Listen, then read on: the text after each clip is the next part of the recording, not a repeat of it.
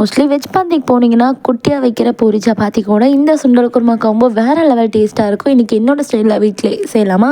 பேனில் 1 table spoon அளவுக்கு எண்ணெய் சேர்த்துட்டு இது கூட கல்பாசி, பட்டை, சோம்பு, சீரகம் 1/4 டீஸ்பூன் சேர்த்துக்கோங்க. ஒரு பெரிய சைஸ் வெங்காயத்தை ரஃபாக கட் பண்ணி சேர்த்துட்டு 1 நிமிஷம் போல் நல்லா சாஃப்டாக வர வரைக்கும் வதக்கி விட்டுக்கோங்க. இது கூடவே ஒரு தக்காளி இதையும் ரஃபாக கட் பண்ணி சேர்த்துட்டு மறுபடியும் 1 நிமிஷம் வதக்கி விட்டுக்கோங்க. இதோட ராஸ்மெல் எல்லாம் போனதும் இது கூடவே நல்லா கலர் கொடுக்கறதுக்காக காஷ்மீரி சில்லி சேர்த்துருக்கேன். உங்களுக்கு காஷ்மீரி சில்லி கிடைக்கல அப்படின்னா ஒரு காஞ்ச மிளகாய் சேர்த்துக்கோங்க. இந்த அளவுக்கு நல்லா வதங்கி வந்ததும் இதை அப்படியே கோல்டன் பண்ணி ஆற விட்டு நல்லா மிக்ஸி ஜாரில் சேர்த்துட்டு கொஞ்சம் கொரப்பாக அரைச்சி எடுத்துக்கோங்க.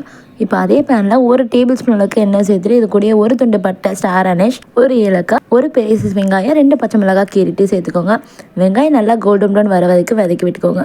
இது கூட 1 டேபிள் ஸ்பூன் அளவுக்கு இஞ்சி பூண்டு பேஸ்ட் சேர்த்து நல்லா பச்சை வாசனை போகிற வரைக்கும் வதக்கி விட்டுக்கோங்க. இப்போ இது கூட காரத்துக்கு 1/4 டீஸ்பூன் கரம் மசாலா, 1 டீஸ்பூன் மிளகாய்த்தூள், அரைச்சி வச்சிருக்க பேஸ்ட்டையும் சேர்த்து நல்லா மிக்ஸ் பண்ணி விட்டுக்கோங்க.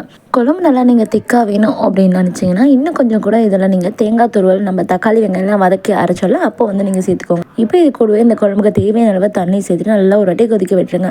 நான் இன்றைக்கி தேங்காய் சேர்க்கல, உங்களுக்கு வேணும்னா மட்டும் ஆட் பண்ணிக்கோங்க, இல்லாட்டி ஸ்கிப் பண்ணிக்கோங்க. இப்போ இது கூட 1 கப் அளவுக்கு வேக வச்சிருக்க சுண்டலையும் சேர்த்து நல்லா மிக்ஸ் பண்ணி கொதிக்க விட்டு போகிறேன். இதில் உங்களுக்கு தேவைப்பட்ட மட்டும் உப்பு சேர்த்துக்கோங்க. நான் ஆல்ரெடி சுண்டலில் உப்பு போட்டுக்கோங்க, நான் மறுபடியும் உப்பு சேர்க்கல. நல்லா கொதிக்க வச்சு இறக்குனீங்கன்னா அவ்வளோதான், சூப்பரான சுண்டல் குருமா ரெடி. ஸோ இது கூடவே நீங்கள் கொஞ்சமாக கொத்தமல்லி தழை இல்லாட்டி கஸ்தூரி மெத்தி சேர்த்துக்கோங்க. கண்டிப்பாக டேஸ்ட்டு ஃப்ளேவர் ரொம்ப நல்லாயிருக்கும். சர்வ் பண்ணும்போது ஃபைனலாக இதில் ஒரு ½ லெமனை புழிஞ்சு விட்டு அதுக்கு மேலே மறுபடியும் கொத்தமல்லி தழை தூவிட்டு அதுக்கப்புறம் நீங்கள் சர்வ் பண்ணிங்கன்னா டேஸ்ட்டு வேறு லெவலில் இருக்கும். ஸோ கண்டிப்பாக இந்த வீடியோ பிடிச்சா லைக் பண்ணி சேனலை சப்ஸ்கிரைப் பண்ணிக்கோங்க. இந்த குருமாவை சப்பாத்தி பூரியோட ட்ரை பண்ணுங்கள்.